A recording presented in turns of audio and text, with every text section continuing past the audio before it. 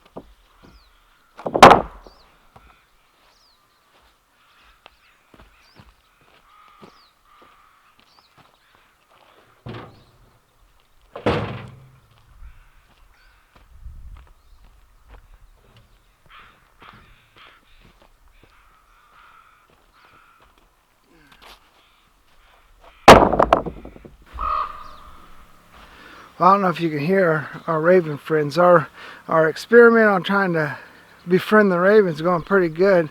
My wife can come down here now and put some seeds out, take like 5 steps away, and they'll come up and eat, not seeds, peanuts, man. Somebody, I forgot who it was, said ravens love like peanuts, like the unshelled peanuts. Here they do, they'll put like 5 in their mouth, fly away, go to the nest, and then when they eat them here, they'll peck them, break them open, and eat the seeds out. It's really fun to watch, but now when we come out, they're like, hey, we're here, give us some food. Which is alright by me because I like them. Then we also got some comments that they think these are crows. You can hear the crows going ha ha ha. The ravens do a different call altogether, and they're quite a bit larger than the crows. So we do have crows and ravens, but there's 2 ravens that live by us, and there's 2 that live on the other side of the island. You can see them flying together sometimes. I don't know if they fight or just fight, but they do get together and fly around every once in a while. It's fun to watch. But let's finish getting this put together. So one of my biggest issues is the ends aren't straight. So all I'm doing is using a square, making one end level or eyeballing level or straight, and then measuring 10 foot out, and then on both sides drawing a line at the 10 foot mark, and then cutting that, and that's giving me 2 semi straight lines on the ends there.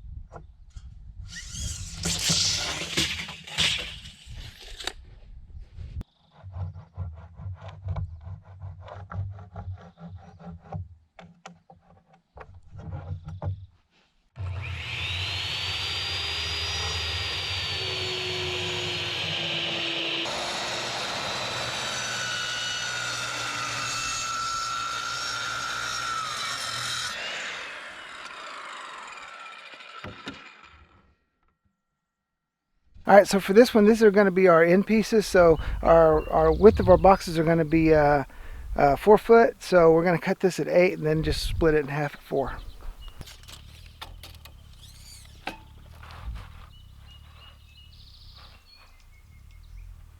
I think I found a bullet.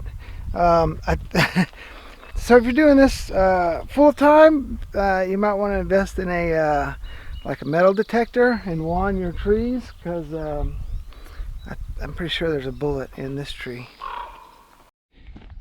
There you go. See that right there? I'm pretty sure that's a bullet right there. I could be wrong. Could be something else, but it's definitely... I could be wrong. It could be something else, but it's definitely metal.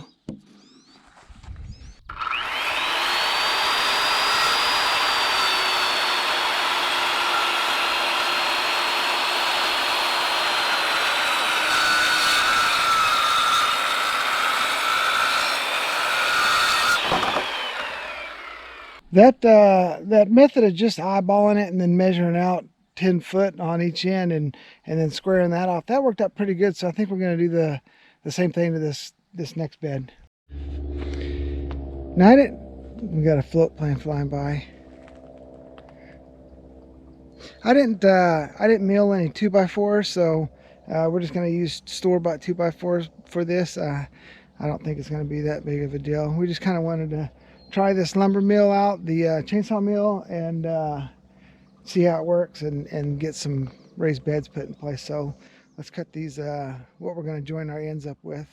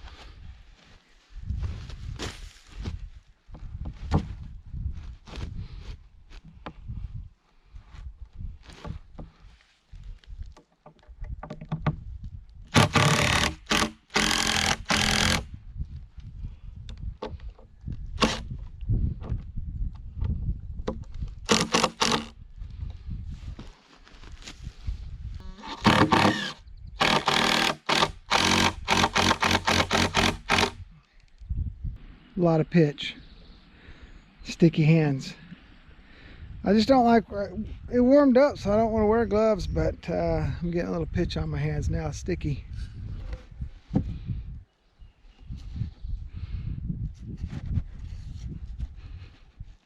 Let's see if I can straighten this out.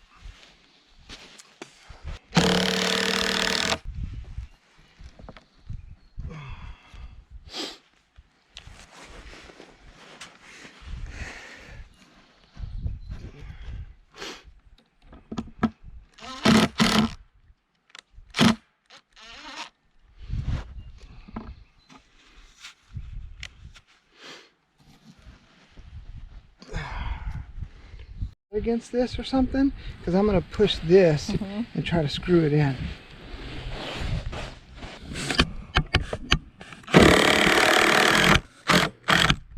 Perfect. Let me get a couple more in there. All right, there we go. There's phase 2 of the garden project done. Now we just got to go get some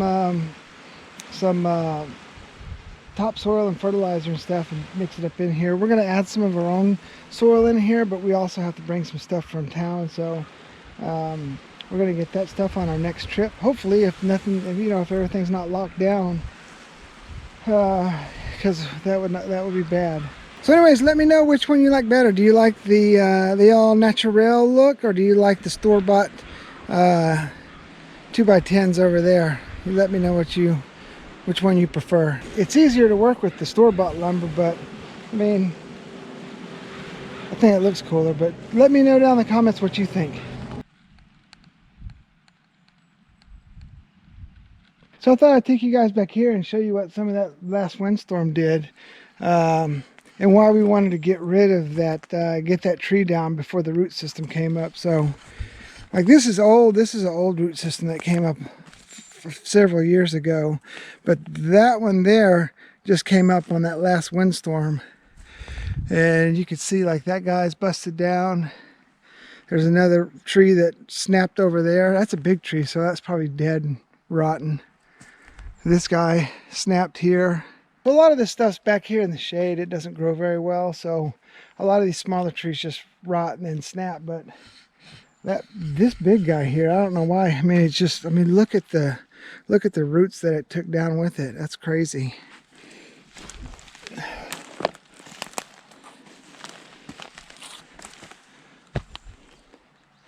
This guy was obviously dead, rotting, and came down when this guy got pulled up. Well, I don't want to step on that. That's fall through there. Anyways, we'll come out here when we get some downtime and we'll buck all this up and just turn it into firewood, or maybe mill some more stuff. I don't know. This guy wasn't dead. He was still alive. So man, something definitely took him down. He must have been pretty high and was getting a lot of wind. That's crazy.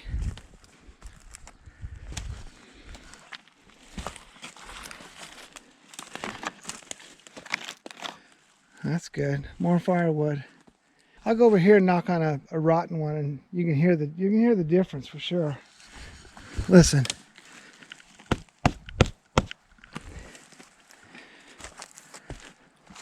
And we'll come over to that guy. That guy was rotten.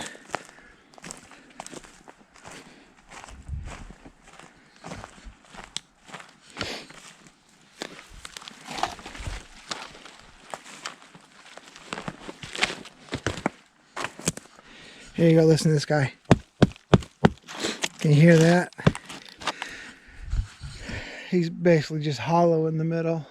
Anyways, I just wanted to take you guys back here and show you around, show you what happens during some of these windstorms. A lot of trees go down, especially the not very healthy ones, the ones that are rotten and stuff. So just something else to look at.